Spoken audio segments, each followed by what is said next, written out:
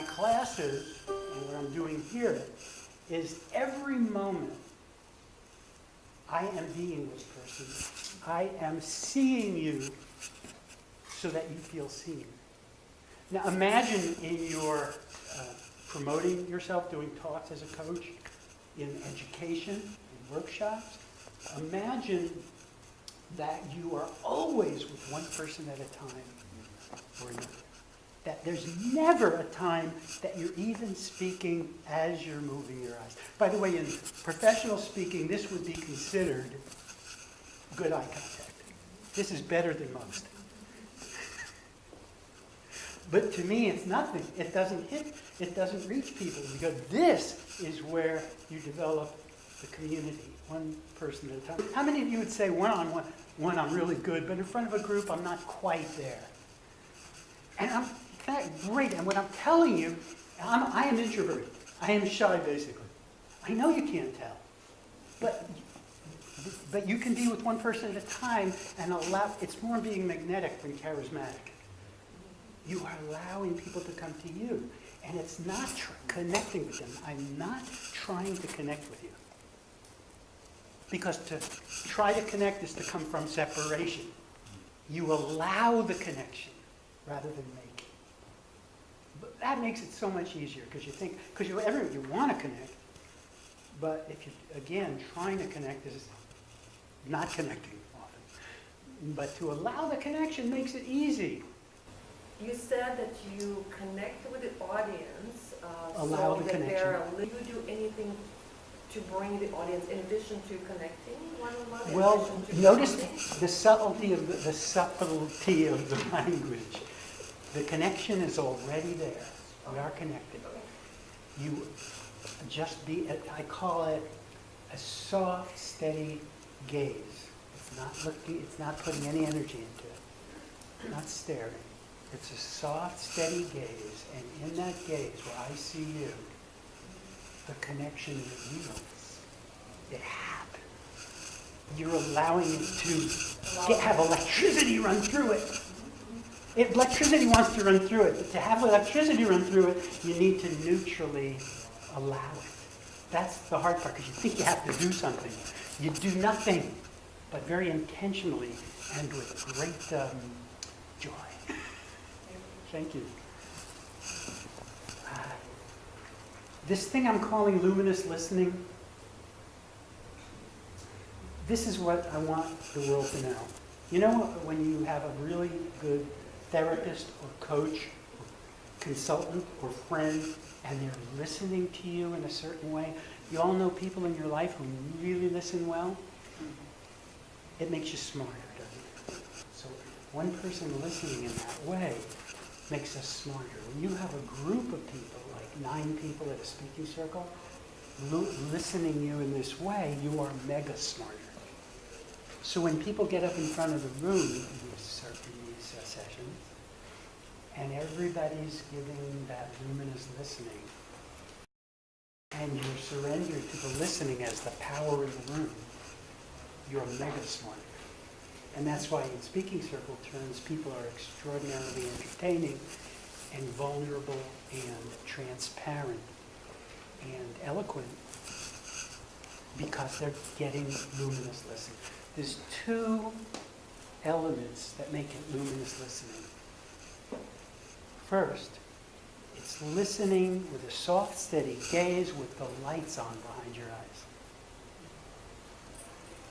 If you think of the people who listen well in your life, soft, steady gaze with the lights on behind your eyes. That's the first part. Second part, behind the lights, holding a vast space of stillness for the person. The stillness that connects you. So you've got the eyes, and you're holding a stillness. Neither requires doing. Maybe you have to flick on the lights. That's just a little adjustment. Like, I'm with you, and you flick on the light. Hand holding space. Those 2 things create such an invitation for people to relax into the space and to say, I don't want to be anywhere else but here, as long as you're making any kind of logical sense.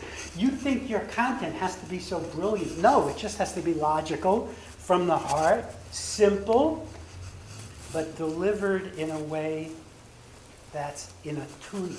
I'll tell you about attunement. When we're 4 months old,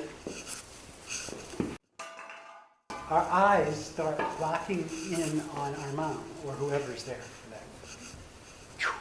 And if we have a mother who's not, or whoever that is, who is available, we have gazing festivals.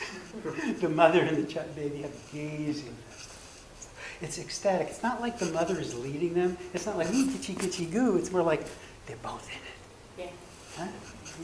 Well, you've been there. Yeah. And most... You're mirroring each other. Yeah, you're mirroring each other. But there's no crying, it's just ecstasy. And if we have that from age 4 months to 1 year, and the anthropologist Ashley Montague called that the second pregnancy. If we have that from age 4 months to a year or so, we know how to attune with other humans. That's where we learn attune. That's also where we don't learn it. So I had a mother who smoked cigarettes and was overwhelmed, with life and with relationship and family. And so what I got was a version of it. I got some of it, but there was a lot of sadness in it. Pity, whatever, so you download whatever there is there. And that gets in the way, as you, psychologically you'd say, that's what gets in the way of attachment. We need attunement before attachment. But if you just think of it in terms of how we get into a place where we're not so comfortable in front of a group, if we don't have that attunement, we're never quite...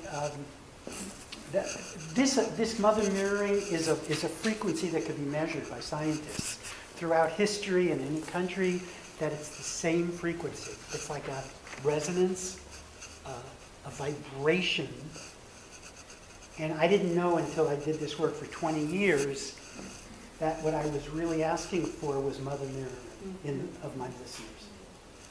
So we need to learn how to receive and give mother mirroring that we may not have gotten in full. Some people got the kind of mirroring they got a lot of eyes, but it was glomming on, like a lot of eyes. And that if the baby turns away, which is a normal thing, the baby turns away, takes care of itself. The mother goes, the mother feels abandoned. So some of us had that element in there. So all this stuff, when we get up in front of an audience, we see our family. And we're not, so when I had my awful stage fright, I'd be in front of a group, and every man I would see hating me, and every woman I'd see pitying me. So I had to create a way that to train people how to listen to me. I didn't know I was doing it. And now I train people to listen, to get that kind of listening and give that kind of listening. So just as important in my workshops and my classes as having it, standing in front of the room and having it for your listener, giving mother mirroring to your listeners as you're speaking, is that in their seats they're learning how to support another human being up here. And that goes a long way too.